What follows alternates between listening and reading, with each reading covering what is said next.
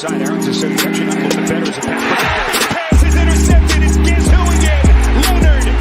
Second interception, and he's still on his feet. Leonard's going to score. He just won't talk. Second down and 9. Give it to Taylor. And the first from Taylor. He's going to break away. Taylor takes it in. Touchdown. Play action from Rivers. Pass is caught by the rookie Pittman. Coming off to the best day. Touchdown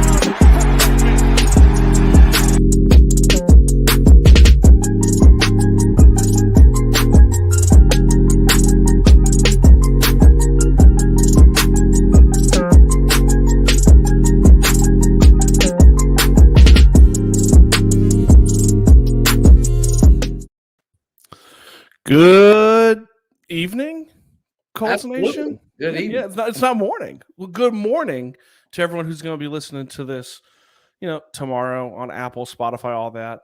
Y'all, man, welcome back, man. I got to get one thing off my chest. I just got to go, oh, football, it's back. Colts are back. I had like goosebumps, man, as I'm watching a preseason game. Oh, dude, being in that stadium, being at Lucas Oil today, and actually hearing, I think they were about half full today. I mean, just to hear a loud crowd, be around all of those people in Lucas Oil, man. I mean, it was unbelievable. I mean, the energy was just different, man. I mean, it was really, really cool, man. I mean, I was excited to be there, and then on top of that, we get the win. We have a kind of an unorthodox win, Stephen. But it was really cool. I enjoyed it. Yeah, I mean, it was just it was so strange, One was just seeing the crowd, listening to the crowd. I mean, on TV. I mean, I wasn't there in person. I'm just on TV. I'm just watching it on TV. And it was just like, oh, it was so nice. I mean, just, yes.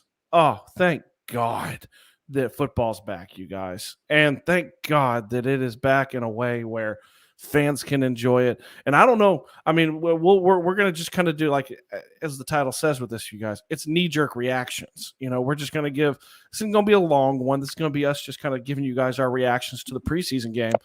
But I know you were in person. I want to say one thing really quickly, too, was one of the coolest things that I noticed from the preseason this time was Irsay's in the booth during I think it's the third quarter. He's going to be a guest commentator in the third quarter. And I thought that was the coolest thing ever. Yeah, man, that's pretty cool, especially, from a fan's perspective.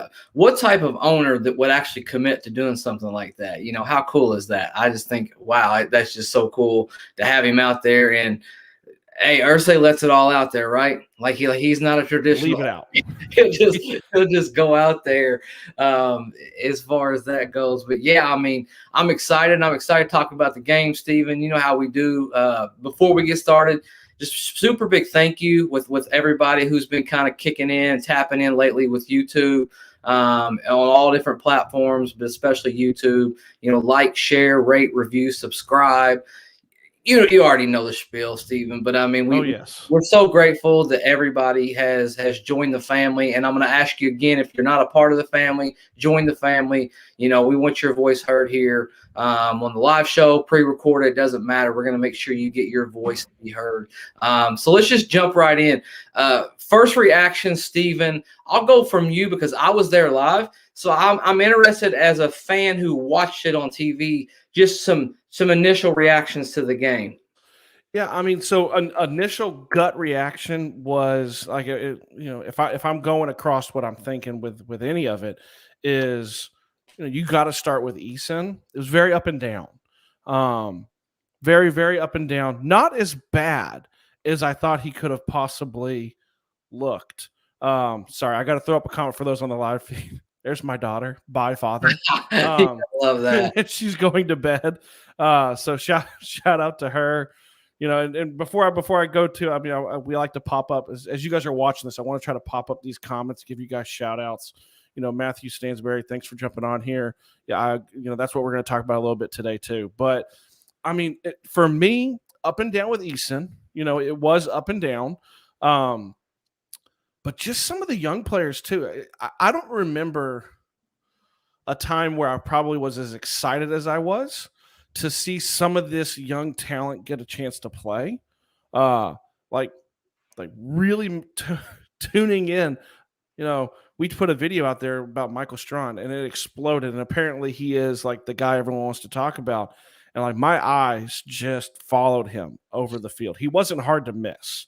So I mean, Eason's up and down. Ellinger looked, he looked good, but he looked much better as the game went on, as he played against that third wave of talent from the Panthers. And just in general, I mean, defense looked good. Defense still actually looked pretty good. They gave up some chunk plays, but that's kind of what happens with that Tampa. We got the news right before the game. Eberflus wasn't going to be coaching. I don't really look at that as a big deal in a preseason game, but they still looked pretty good. I was still okay. So, I mean, my initial reaction was, it's preseason game. I'm happy we won. Win's a win, but it was kind of across the board, very up and down performance across the board.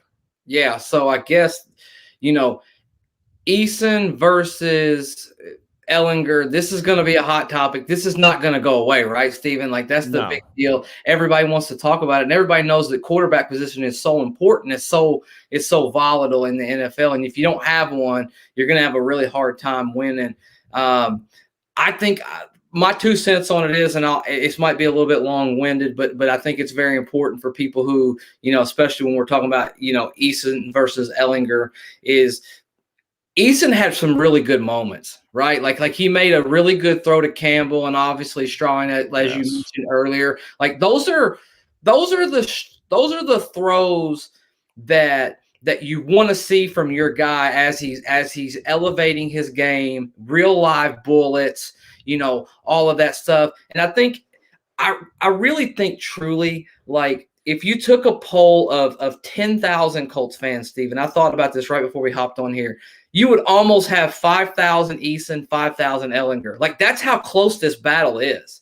That's why I like the fact that Frank Reich is keeping this, competitive. He's given Ellinger, a few of those first team snaps. I like some of his throws. For me, Eason's a little bit slow to diagnose plays.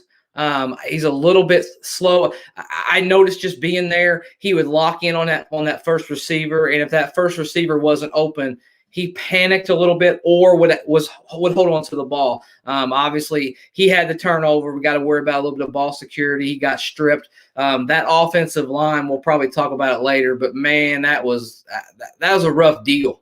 That was a rough deal. They couldn't put a guy out there at tackle to block for either one of the quarterbacks. Yeah, that was a concern. Yeah, it's a huge concern. It was a definite concern. I mean, it's just one of those things that, you look over and, I mean, you're like, man, am I going to make it out of here with actual quarterbacks, playing this game? Switching over to Ellinger, I like the fact that he bounced back from that very first interception. He just threw a bad ball. I mean, he was just juiced. He went out there, he threw a bad ball. He settled down. I like it when a quarterback responds to something like that, because it could go either way. I mean, it really could. It could go either way on him. I like that he can move in the pocket. He extends plays with his legs. To me, I'll just tell you my 2 cents, and you know how I feel about it, and I kind of feel like I know how you feel about it. That's why this is a great podcast, because I think you're a little more Eason maybe. I'm a little more Ellinger. I'm putting words in your mouth, but to me, he looks a little more sure of himself when he's out there on the field. He looks a little more in command of the huddle when I'm talking about Ellinger. I think he looks a little bit more like it. It's just he's not overwhelmed. He wants to be there. So anyways, dude, I'm telling you right now, it's going to be a cool battle, and I look forward to seeing this battle throughout camp. Yeah, I mean, it's so to kind of we've been getting a lot of feed coming in on the chat about kind of the game in general. So, and that's the fun thing with the knee-jerk reaction, right? Like, we want to make sure that we're covering all these different things. Our guy over at Say It Again, Colts Beats, a great podcast if you guys haven't listened to them. Eason Ellinger, it's a nothing burger. I don't know, dude. I mean, a week and a half ago, I'd have said yeah, but like Zach said, I'm probably more Team Eason, but there is a reason why Ellinger is getting first team reps. So two things that came across in the comments that I want to touch. 85 Vaughn looked really good late in the game. He looked very good. He high pointed the ball. He made good plays after the catch. I was impressed. But man, I mean, here's the thing: like Wyatt dropped in here with a tough question about who's going to get cut, But that's the tough thing for Vaughn is we've talked about it. Like we've talked about it on solo episodes. We've talked about it together. That's such a deep room, and I mean, when you look across and you see like Patman looked great. Patman looked really, really good. Now it also looked like for some reason Eason was very much zeroed in on him in the beginning. And then he started kind of spreading that ball around a little bit more, but he looked great. I mean, you've been talking about him during the offseason, and we hadn't heard anything. And then he comes out here, and I got to remind myself who the hell number 10 was. Yeah, exactly. I'm like, who's wearing number 10 again? Yeah. I'm so used to seeing Reese Fountain. So, I mean, I'm trying to figure that out, and he looked great too, So, I mean, it's such a deep room. But kind of jumping back to what you were saying about Eason too is – one thing that I came away very impressed with him as was he stood very tall in the pocket. I know. I hear it. Okay. He's a tall quarterback. I get that. Yeah, but that's not what I'm saying. The rush didn't seem to, once he got comfortable, first drive, the rush didn't seem to kind of phase him. He stood in there, he took some hits and still delivered the ball. My biggest issue, I think, coming out of the game for him is he's got to learn to not throw his fastball every time. There were a lot of short passes, one specifically to Strawn that would have been a first down that he 98 miles an hour, man. I mean, lasered it. And Strawn's a big dude, and it just went off his hands. So, I mean, he's got to kind of tone that down a little bit. And I like how they divvied it. I thought, they kept saying quarter and a half is what they were going to go with, right? But when we hit the quarter and a half, he had like a really sour note. I think it was his big sack. And it was like, there's no way Reich's taking him out on that, right? Yeah. was my thought. So I think he left him in there, and I think that changed the plan slightly. I mean, and with Ellinger, and we'll kind of get off the quarterbacks after this. With Ellinger, he looked good, but man, and it can't just be me. And this is going to sound hurt. He looked so small. On TV at least. I don't know what it would look like in person. And I'm not saying that matters. He looked great. He moved the pocket better than Eason did. I mean, probably one of Eason's best throws was on the run. I think it was the pass to Strawn, and he hit him, and it was a great pass. Ellinger does look kind of cooler and calmer a little bit in there, and he's able to kind of move that pocket a little bit better. But I mean, all in all, up and down for both. First NFL game, up and down for both. Yeah, I think the one thing, one of the notes, I wanted to have some mental notes to kind of do this, and I knew we were going to do this live podcast tonight, this reaction podcast. That wide receiver room just got bigger tonight, Steven. I mean, I can almost guarantee you one, if not two players that we cut will be picked up by other organizations.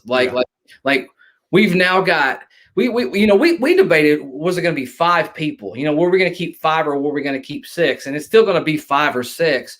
But now, how do you pick that? How do you select that final guy? And then B, who do you want to take a chance on being able to bring back on your practice squad, or who's going to get eaten up? My guess is, and this is a pure guess, I think Strawn is the one guy, if you let go, is probably going to get grabbed quicker than any of them. Yeah, I think he's in. I think he gets cut. I think so too.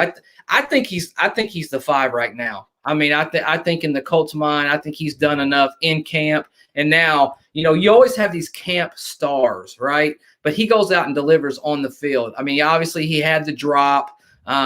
He had another ball thrown to him, but that, you mentioned that earlier, it was a fastball. It really wasn't good touch on that one. But I mean, he showed what he could do in training camp, and he put it out on the field today. he caught highly contested footballs. And that's what you got to have in the NFL, because everything's not going to be perfect all the time.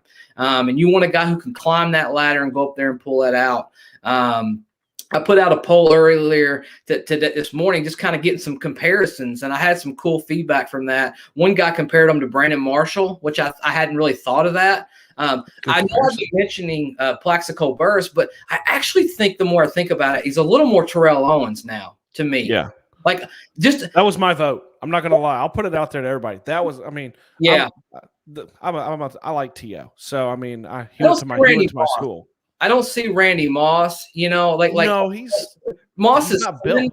Moss is a speed demon, jump ball. I think this guy in Shrine is much more physical and imposing. I mean, he's a different guy. He's a possession receiver.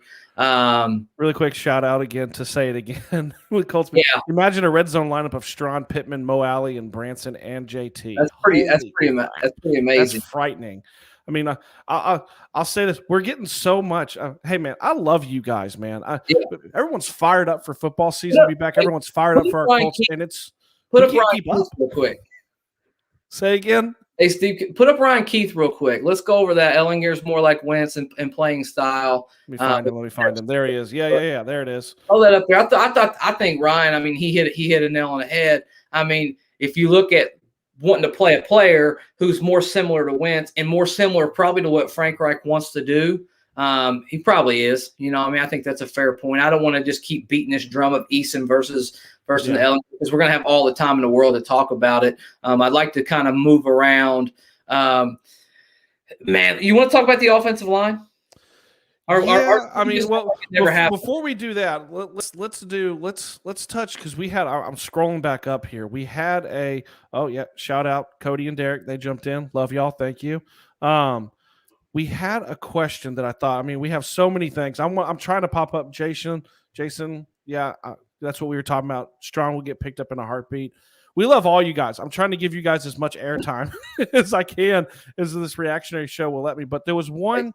There we go. Jordan. I cannot pronounce your last name. I love you, dude. But I don't want to butcher it either. Yeah. Kinnernick. I don't want to butcher it. I'll let Zach do that. Thoughts on our front four on the defensive side. So I wanted to touch on this because star of camp was Ben Banigou. He had some moments where he was out of place, right? But I'll tell you who looked so solid was Kamoko Toure. Looked fast, quick, on point, knew where he was going, constantly in the backfield, constantly giving pressure. Kamoko looked, if I could change our graphic and have a player on the front of it for this episode, I would have added Kamoko at the end, because I thought defensively wise, he looked great. Yeah. He was in the backfield every play. Yeah, constant pressure all day long. And you mentioned,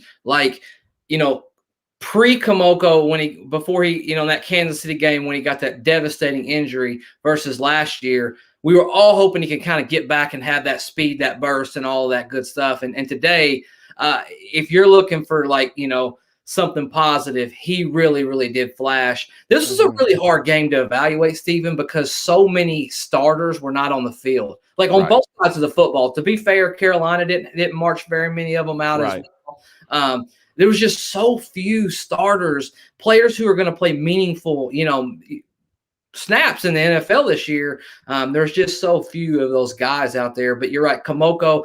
I don't know how you feel about Ben Banigou. I don't think Ben played very well today, honestly. I don't think he did. He seemed out of place several times. Well, not only that, but he played against 2s, 3s, and 4s, and he never could get anything really going. Rochelle had a couple good plays. I thought Rochelle had a couple good flash plays on defense. It was an okay day. I mean, it was kind of what you feel like in the preseason. You get on that defensive side of the football. Mm-hmm.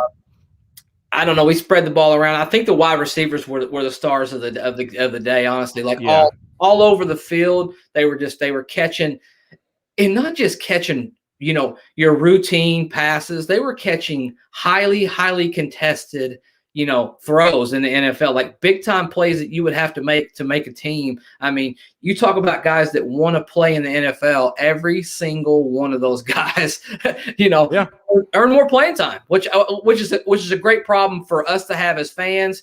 a terrible problem if you're Chris Ballard and Frank Reich. Like, how the hell do you figure that out? Yeah. Now, though, I think the number 6 in my mind, I think there's no way It's got to be. You don't keep 6.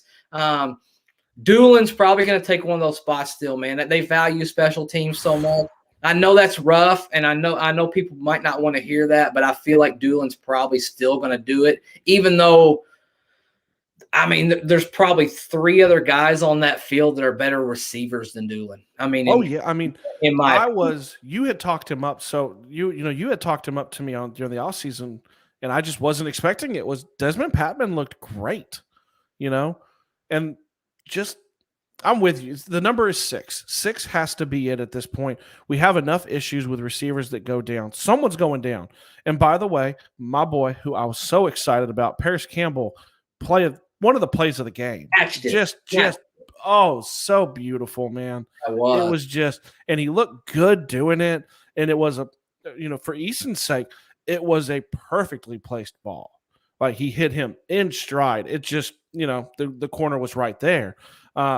It was just, yes. I mean, and I think everyone had eyeballs on the TV to just because you wanted to see this game. We've never seen some of these players play. You've never seen Eason. We had never seen Ellinger.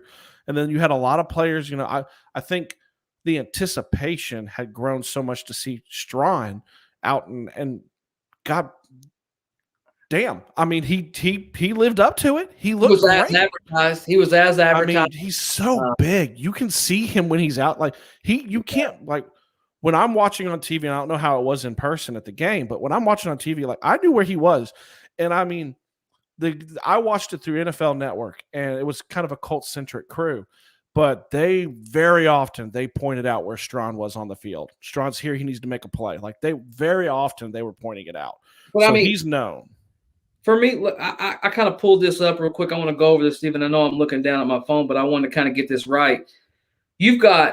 So Black had 3 catches for 67 yards, but he had a 47-yard catch. Strawn had a 32-yard catch, 3 catches for 57 yards. Patman, 5 catches for 59 yards with a 26-yard catch. Vaughn's in there with a 25-yard catch, 3 catches for 46 yards. You mentioned Campbell had that big 37-yard bomb. I mean, dude, this was a really, really good day for wide receivers on this football team. I mean, this was a really, really good day as far as that goes. One question. And Hilton and Pittman didn't play. Exactly. Yeah. They warmed up. They were in jerseys on the side, but they weren't on the field. Like you didn't have Pascal out there either. One question I wanted to get to, I'm going to hop on Twitter real quick. I promise our boy Wyatt, who listens to everything, always supports us. He was wanting to kick a question out tonight. Does he think, and I thought this was a great question by Wyatt, does he think now with the way our quarterbacks play today that the Colts will carry 3 quarterbacks on the roster this year? I'm going to let you go first, Stephen, because I thought that was a damn good question from Wyatt. What do you say, man? Go to your head. It's tough because there's so many other positions. Like we're sitting here debating 6 receivers. There's only so many spots on a team. Man, I still think they try to slip. I think they carry 2, and they try to slip Ellinger onto the practice squad. He looked good, but I feel like he has somewhat of a possibility of a Chad Kelly effect. You know what I mean? Where it's like he just lights up these third teamers, and I could be proven wrong. I could be proven an idiot. He could get starting team 1, snaps in the next game, and let's see how he looks. But I think they carry. So, okay, well, I'm going to put a caveat. I think it very much depends on the news that comes out about Carson in the next week. If Carson is legitimately going to be ready week 1, then I think it's Carson and it's Eason, and they roll like that. I mean, to hear Irsay on the broadcast today, he even said the same thing. We like our young guys. Like, we plan to go with the young guys. Now, he did put the caveat out there. If Carson's down several games, we'll address it at that point. So, I mean, he did kind of drop that, but I think they're really confident. We dropped a video about that. I think they're really confident with Carson, but I think they try to slip Ellinger maybe onto the practice squad. I don't see him being on the 53. Okay. I'm going to go the other way. You know how I am. I like to be contrarian a little bit, Steven. And I say they keep 3, actually. I say they start the season with 3. Okay. There's going to be a time, and I could be wrong about this, and I think we're going to know next week, because there's a sentiment in some Colts circles, and some people feel like that they're going to give Ellinger the start next week, and kind of the plan was to start them back-to-back games, and then in the third preseason game, kind of go with your starter as far as that goes. I haven't heard that. Like, I'm not trying to drop anything here. I haven't heard anything like that. I haven't heard that's the plan. But if that is the plan, I will say you're going to know next Saturday, I think, because I think that's when the preseason game is against the Vikings. You're going to know at the amount of playing time that Ellinger has in that game if he's actually got a real shot at eating into Eason.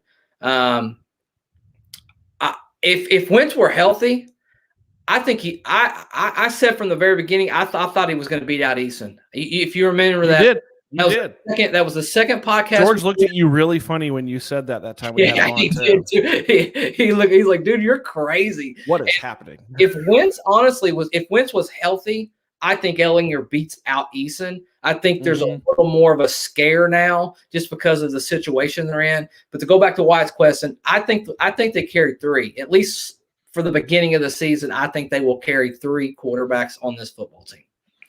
Yeah, I mean, so it is divided in the chat right now with this. I mean, we got a lot of people saying that they think that we're going to keep 3. You got Bren, keep 3 QBs. Wentz season. Shout out to you, man. We talk all the time on Twitter. He talks about waivers and things like that being an issue. He also believes that we keep 3 because of COVID, which is a great point. Dropped in here too, same with, Bren's got Sam going on the practice squad. Wentz, it's a great point. I mean, I don't know if we know for sure who's we don't know who's vaccinated and who's not. So, I mean, I will say we don't 100% know how that kind of would shake out. But it's it's going to be a numbers thing. It really is. It's going to be kind of a numbers game a little bit. So kind of going around, I want to touch on some other big things that stuck out to me as a fan watching the game. Not Colts centric, but good God, can the NFL not figure out what they're doing with their referees? Can we not figure out what's going on?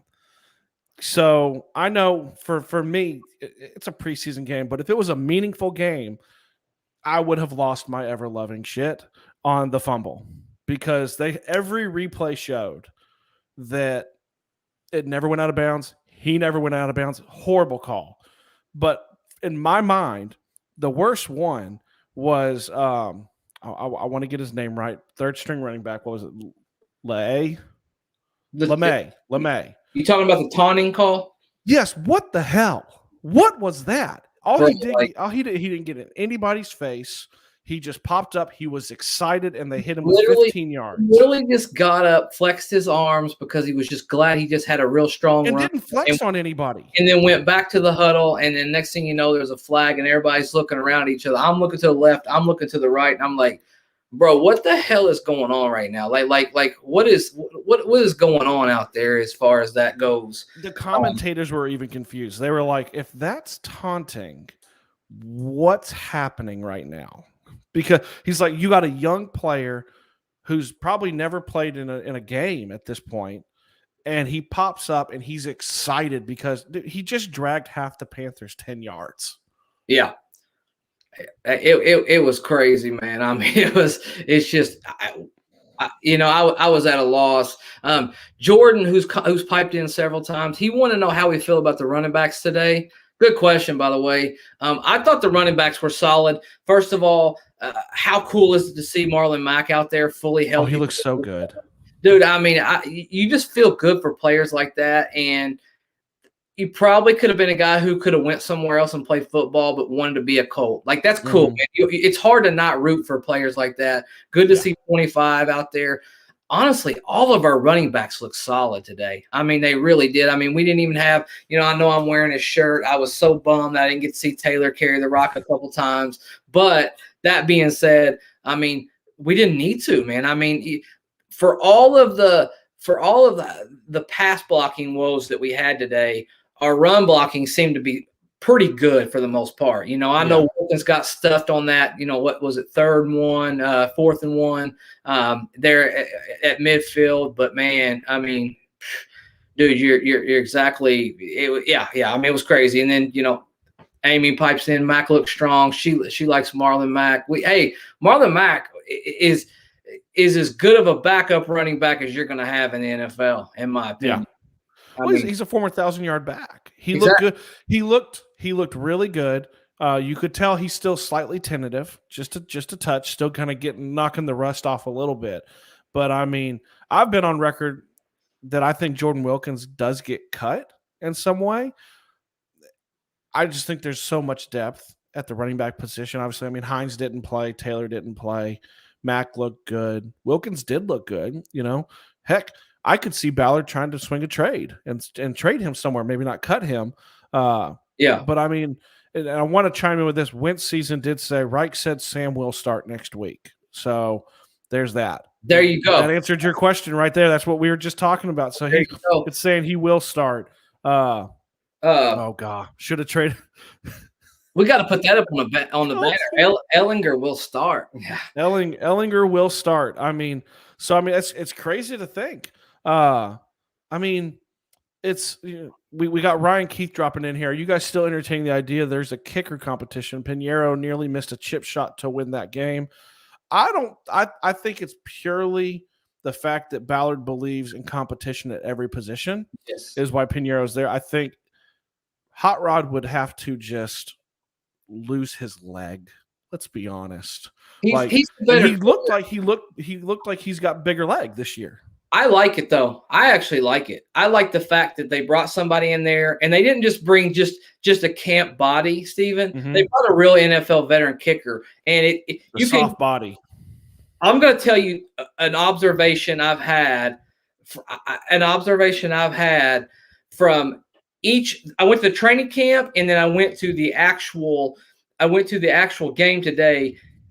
Hot Rod is out there before any single player on the field. He's been the first guy out there in training camp. He's been the first guy out there actually in the game. He's taken this kicking competition super serious. You could tell he's put on weight. His legs are bigger. His arms are bigger. He's got a bigger kick to him this year. The ball's booming off of his foot.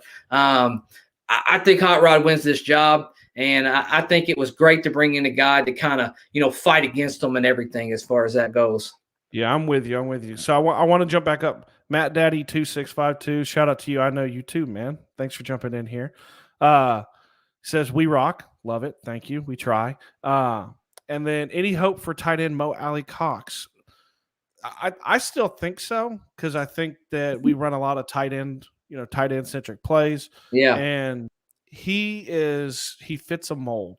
Kylan looked great, except for the fumble or the drop, however you want to call what that was. Sure. He seemed to get a little ahead of his skis trying to take off, but he looked good. He looks fast. He looks like the role that we've been wanting kind of with that move tight end. And then Doyle's Doyle. Like I've come out and said that I thought he might get cut.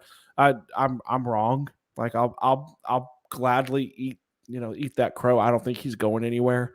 I think they keep all three. I do. I don't think they're going to go down to 2. Plus, Doyle has been dinged up lately too. So I just wanted to touch on that. I'm not going to be shocked if somebody, one of those younger tight ends that we have, because they all look pretty good, maybe creeps in there at the end. But you're right. I mean, I think that they're pretty solidified as far as that goes. Mm-hmm. They've got a plan. And we'll do our final 53 roster prediction, when it gets a little bit closer. And that's going to be one of the positions I look at. I'm already kind of penciling in running back. I think based on what I've seen today, as far as wide receivers go, you probably keep 3 running backs and add an extra wide receiver. Like that's a place that you can add an extra player, a little bit more depth right there. And then you've got 3 really good running backs. Like I don't think, and you can stash one of those guys on the practice squad and just call them up instantly. I'm sitting here counting in my head. For those who are watching on YouTube, it's great it's great YouTube, but it's probably not great radio. I'm sitting here counting for the 6 in my head, and what I've come up with after this game is Hilton, Pittman, Pascal, Paris, Strawn, and Patman. That's what I've come up with. Those are my 6. That's after this game. It could talk to me next week. It could change. I mean, we got great stuff in here. I mean, we've got where is it? Who someone dropped in something to us about it's going to be interesting with Ellinger next week. He's going to have a much better supporting cast. Yeah, he's going to be playing with the ones. What's that going to look like?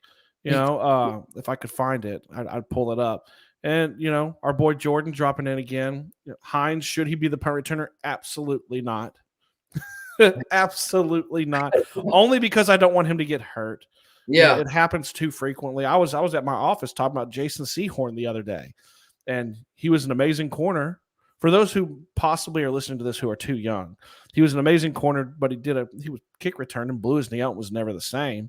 So yeah. I mean, and I actually like what I saw from Rodgers on the defensive side of the ball today. I agree. He had moments. And to double back on the punt return, I think this was just an instance where Rodgers was super amped up and excited, and he finally got a ball that he could catch and run with. He thought he could catch and run with, and wanted to try to make something big happen. And he got his body ahead of his brain. Really, I wouldn't be freaked out about it. Now, if he goes out there again and this turns into a problem, then you might want to look at something a little bit different. Ryan chimes in and says, Doolin is excellent in special teams.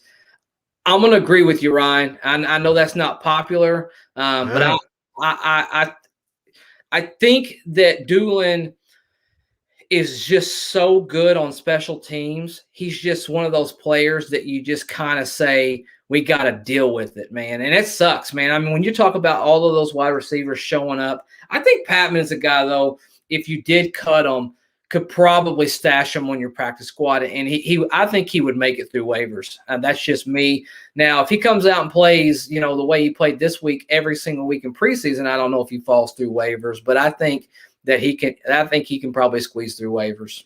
Yeah, I think part of that too with him is like you said, depending on how he plays the next 2 weeks, there's no tape on him outside of today. There's no there's nothing to look at.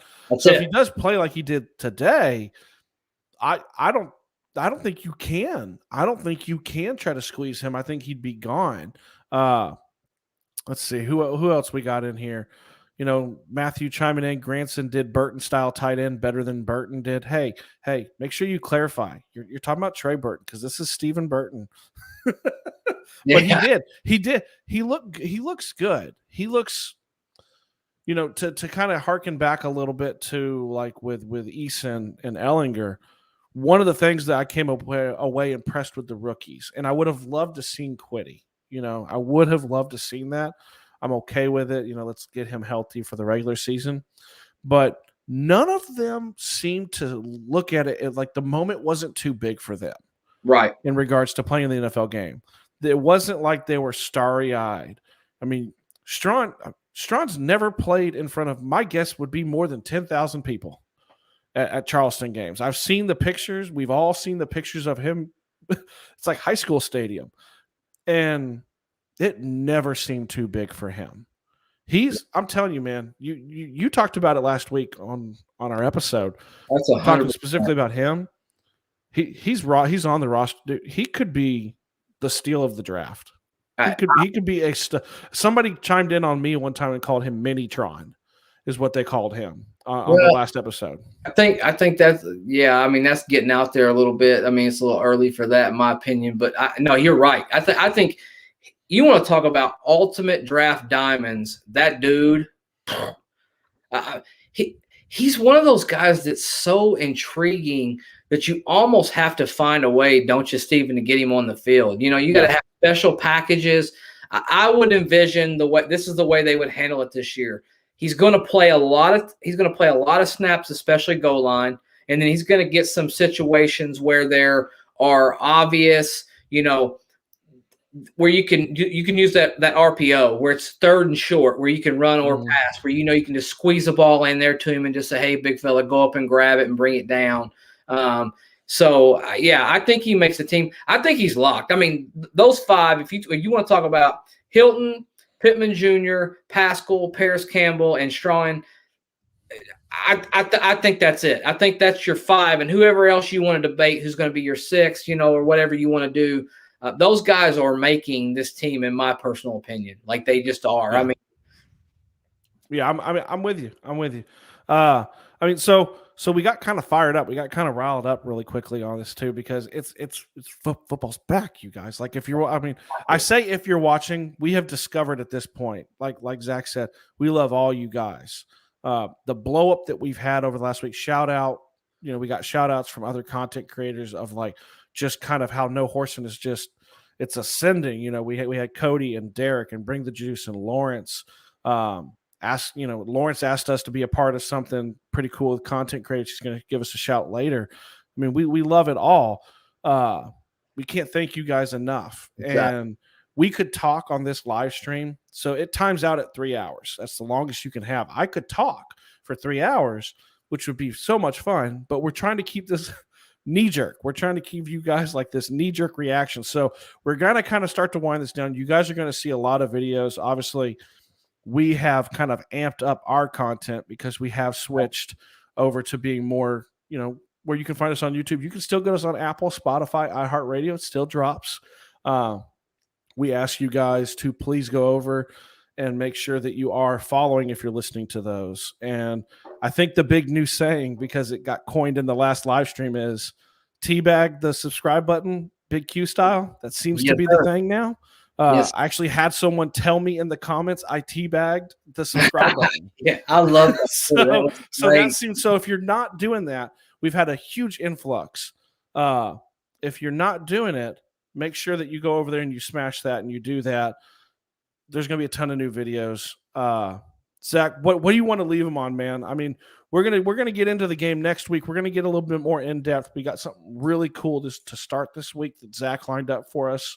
We won't drop that in here. We like to tease you guys. Exactly. But what do you want to leave them with, man?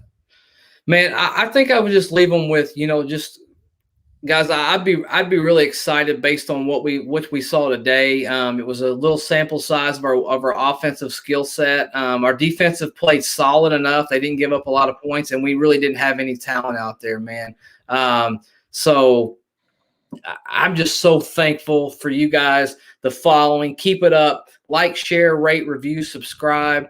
And, if you're not, if you're not following us or you're not subscribed to us on YouTube, interact with us, get to know us. We want to earn it. We don't want someone to just do it, just to do it. We want you to be a part of this family. I've said this, I've been doing this for the last 3 or 4 things, but it means so much to me. And I consider every single person who comes into our family, they're important. We always try to comment. We always try to interact. We always try to make sure we have the time. Even if we miss you, we're going to get you on the other round. Even if you disagree, like, we're going to give you your say so. Like, if we're wrong, we're wrong. And we'll give you your chance to come on the show, a live feed. We'll let you come on a pre-recorded show, and we'll put your question up just like we do on here, and we'll give you your credit, man. But more than anything, I'm super grateful and super thankful for the following that we've had on YouTube. We've kind of switched over to all of this live streaming and everything. And yeah, I'm fired up for the season, and I'm ready to go, man. Yeah, and FYI, really quickly, Matthew, I do not need visual proof. Okay, I don't need visual proof of the teabag of the subscribe button. I trust you. But yeah, I'm with you, man. It's the same thing. We want to earn this. We're so thankful for the kind of the support that you guys have given. We say it all the time, and I'm sure it sounds fake sometimes or phony, but we do. We love you guys. We love the interaction that we get on these. That's why we do the live streams. That's why we do the videos as frequently as we can. So I mean, yeah, it's great stuff. We want to continue to do it. If you guys can make sure that you're touching on it. Oh, see, look, even the little one decided to jump into the live stream at the very, very end. Do you want to say anything? Where are you at? Oh, she wants me to tell everyone who's on here that she's getting a puppy for her birthday. Well, that's amazing, right? Zach says that's awesome. He says that he'll watch him. Okay. Okay. So I can't think of anything else, man. I Oh, mean, man. yeah, make sure you've liked, share, subscribe. You guys hit us up if you guys got questions. We're going to be at it all week this week. I'm out, man. I love you. Zach loves you. We're out of here, you guys.